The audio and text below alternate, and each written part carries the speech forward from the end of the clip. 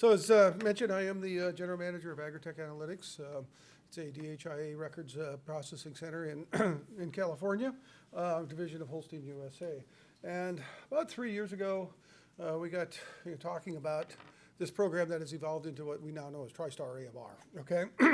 And we would see some, some guys going off of registering cows and things like that and kind of look at it. And, so that was playing on us. So anyway, if we look at the demographics of the average Holstein herd and the demographics of a lot of the robotics, they're about the same herd size and things like that. So I think we've got a lot in common. As I've had the opportunity to work with this program over the last couple of years and visit with producers and stuff like that, I think, if you would call it the grade robotic herd, for instance, probably should have maybe a little heightened interest in genetics over and above traditional type dairy, just simply because you're looking for a lot of right sizing on the cows, right physical size, right milking speed, a lot of stuff that genetics can bring to the table. So anyway, I'm veering off the script here just a little bit, and probably should go back to stay with it. But so in discussions at the Holstein office, we started talking about, can we do some program like this? Can we pull this data directly and get it on the pedigrees, okay? And so we hatched this idea. We approached a couple of Holstein members that had robots, and we started talking about what we wanted to do, basically extract the data off the system and compute the records like you would a normal DHI record. And those first two members, Lindsay and I, took out a trip to New Hampshire and Vermont, just a one-day trip to visit with a couple of producers, and explained what we're doing. Both of those Holstein members, almost all registered cattle, if not all registered cattle. And then we got done with the description. Both of them looked us in the eye and just said, "What the hell took you so long?" So that really motivated us. Okay, it's like, okay, we got two guys. They came up with the same conclusion, a very encouraging conclusion, and so let's get to it. So anyway, what is Tristar AMR, first of all, okay? So Tristar is the Holstein Association's longstanding program to administer production records, right? We've got 3 levels of Tristar. And then the AMR part stands for Automated Milk Records. So basically, it's a program to administer production records from automated milking systems. Simple as that. We've been very involved with Lely for a number of reasons on it, but it is open to all of them, and we very much encourage some future discussions with other manufacturers as well. So why did we develop this program? So what we saw was the farm installs the robotic milking system. Farm sees how much info the robot provides and stops DHI testing to save money and hassle. And some of that money thing it's been mentioned, Brad mentioned, the cost of the Tristar AMR program is about equivalent to the cost on an annual basis is about the cost of one DHI test. Cost is a factor, definitely. Hassle is a factor, and quite frankly, in discussions with quite a few producers, some of them point blank just question the results of the component results coming out of the DHI system. And I've got some theories as to why that is. Has to do with how often the cow visits it, the intervals between it, carryover in the system, and all that kind of thing. So anyway, the farmer decides, hey, I'm not going to test anymore. Too much money, too much hassle, all that kind of stuff. He's still registering cows. And he sees his official Holstein pedigree and now lacking some important information, i.e. Production, what producers have told me is a hole in the pedigree, okay, and that's like a big sin. So farmer now feels that his registered Holsteins are less marketable due to empty pedigrees. And then they ask, so why are we still registering cows? I mean, heck, it doesn't seem to have any value anymore. And I think one thing that this program has taught me, and I knew it had value already, but it really front and center talked about the value of a Holstein pedigree, because these guys are just saying, hey, there's value in this. Okay, we want to see that production data on there. We've come up with this program called Tristar AMR. And so what are the requirements for participation in the program? So you have to have an on-farm system that records both milk weights and components on an every milking basis. Agree to keep the data calibrated versus the bulk tank software and the robotic software. And then allow us to provide access to the monthly reports from the software required to process the records on the herd. So basically, we're pulling the data off of the robotic system that DHIA would be used for DHIA, if you would, okay? So we gotta have the milk weights, we gotta have the component indications, and I think that's an important thing, that it is an indication as opposed to an actual test, right? So that's important.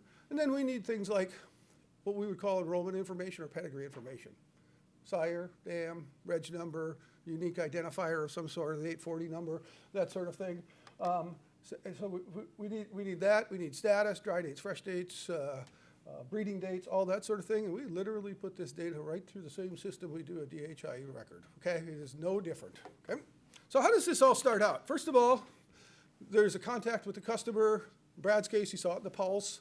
Other times people have become aware of it through a Holstein rep. Sometimes they've seen it some other place and they call the Holstein office, all right? That starts out with an enrollment record, right? So we've got Holstein account number, herd code, contact person, numbers, all that sort of thing. There's an initial discussion already, first of all. Then I usually get on the phone with the guy and try to make sure that this program is going to meet the needs of the producer. In other words, one of the limitations we have on this right now is those herds that are in Tristar AMR are not eligible for Holstein awards, okay? That may change, but at this point, I don't have that to offer. So if you're used to getting one of the Holstein award programs, Progressive Breeder Award or something like that, and that means a lot to you, then this program is probably not for you. It's simple as that, okay? I want to make sure that people are aware of the limitations of this. We think it's a very good program, but it has some limitations, and people need to know that. It needs to be transparent. So I usually have a 15-minute phone call at least or so with people, just kind of walking through this whole concept, all right? So the customer, so we contact the customer, and then we say, okay, we need access to your, in this case, your system or your T4C with the Lely herds, and we're going to extract this information once a month. And just like Brad mentioned earlier today, basically it starts out with an email saying, hey, we're going to pull the monthly data, and we need your milk shipped data so that we can have a milk ship comparison. And with that, the data gets extracted once a month from the system. We process the record like we would a DHI record, send back a few reports to the herd owner, such as a herd summary. We've got our test day status report, usually some sort of a listing of the cows and that sort of thing. And then at the end of the month, all of the herds that are on the program, we run the completed records, the 305, the 365, the end of lactation record, send that on to our office back in Brattleboro for inclusion on the pedigree. Next month, we start the whole thing all over again, right? It's just literally that simple, right? And then back at the Brattleboro office, they load the records into the database, and they are immediately available in pedigrees. Okay. Oops, excuse me. Okay. What's the fees on this thing? Okay. So $17 per month herd fee. That happens to be the $17 is the whole number of a $200 annual fee. That's where we started out with it. And then $2 for each completed 305-day record loaded for the registered Holstein cows. So the examples, 60 cows and one robot, it's about $324 a year, assuming all 60 of those cows get a completed record on their pedigree. 480 robots, 8 boxes, a little over, $1,164 per year. Some real beauty in this because the member gets charged when it hits the pedigree, and if we don't have the complete ID, it's not going to hit the pedigree. It's going to fall out on the edit, so there's a little bit of an onus on our end. Make sure that we've got the ID in there properly and everything like that. And it's really our whole goal on this thing is to not be much of a hassle at all, okay? Just do it all in the background as much as possible. I find out that if it's going to be a big hassle for somebody, they're probably not going to do it very long. Tristar AMR is colorblind. We mentioned Lely quite a bit today, okay? Most of our AMR herds are the Lely system, right? But we're happy to work with any brand, and as long as the system meets the program requirements. And we'll even take it just a smidge further than that. The GEA, however that's pronounced, system. We've got one herd that we're trying to work with on that. They do not have the components, and so they're pulling the samples once in a while.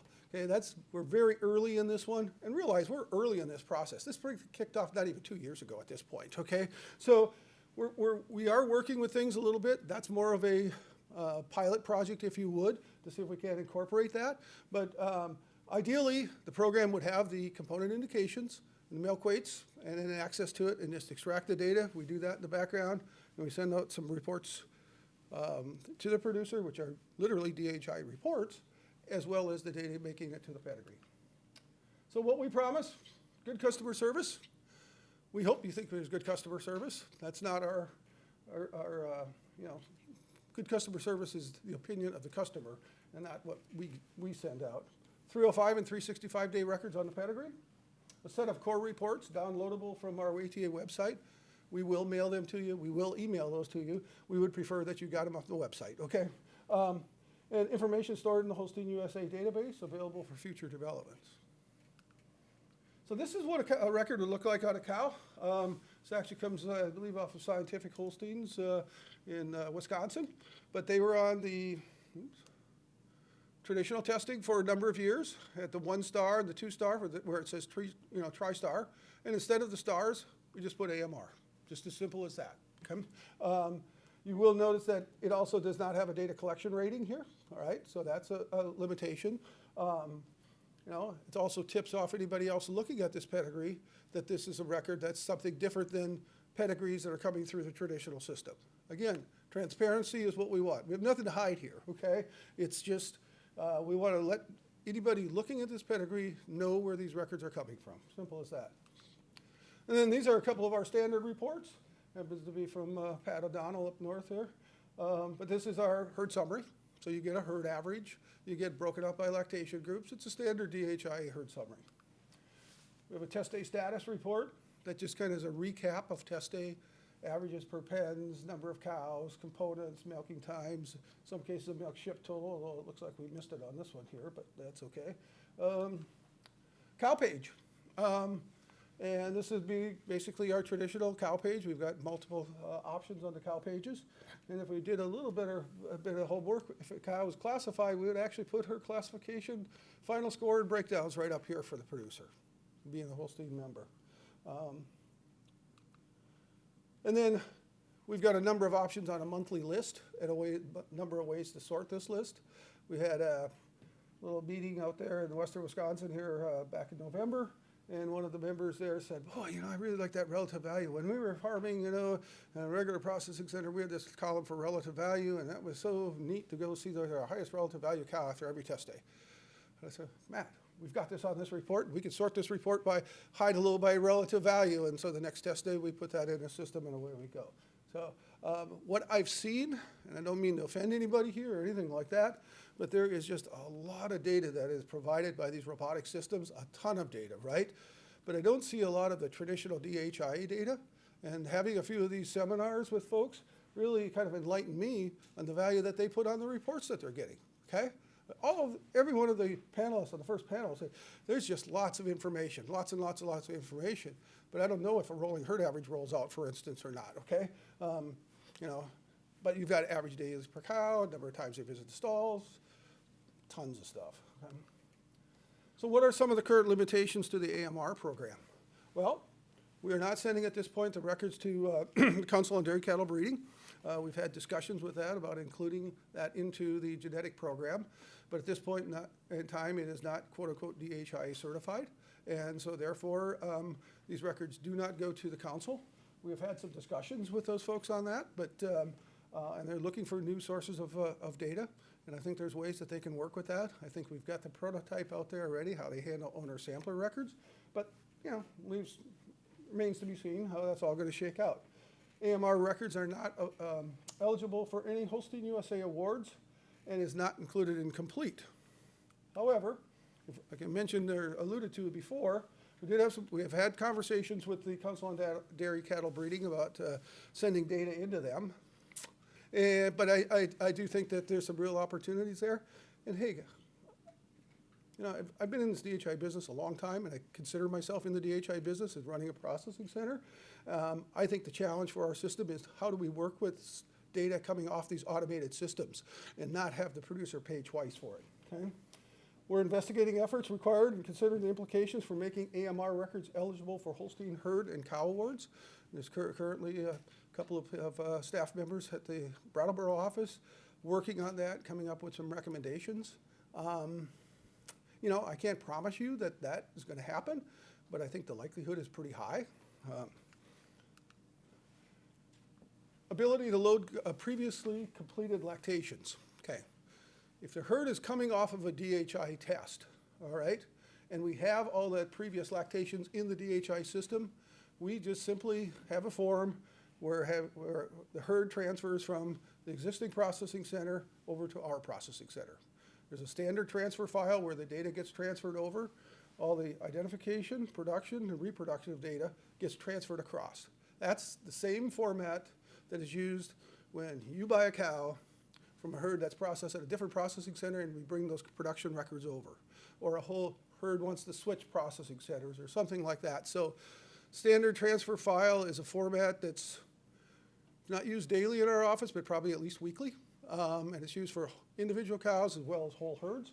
So we got that down, but if a herd has not been on test for 3, 4, 5 years, bringing those previous lactations that are in the system over is still a bit of a challenge for us. We don't have a very good automated way of doing that. Collecting health and other types of data from the on-farm systems. That's definitely something that we see as another step in our process. One that didn't make it on here, in my mind, is to be able to pull over actual lactation records. Okay, so we've got robotics, or we've got meters in a barn, and they record the production of cows every milking every day, right? Okay, so we actually have the 305-day record of what the cow actually produces. And what do we do in the DHI system? We take a subset of that data so that we can estimate it. So why would we be estimating something we actually have the actual data for? Well, believe me, there's a reason why it developed like that. But if Bill's got anything to say about it, we're going to try to break that mold, all right? And then finally, working on developing some novel genetic evaluations for traits important to robotic producers. And like I say, I think, I just see the more I talk with producers about it, I just think there's some real opportunities for some of those producers out there that do not have registered animals to get excited about that, because more excited about the genetics, because they're really looking for a specific animal to go through that box. And that's what I see anyway. So. And just don't take my word for it. We've got a short video here from Mac Trees.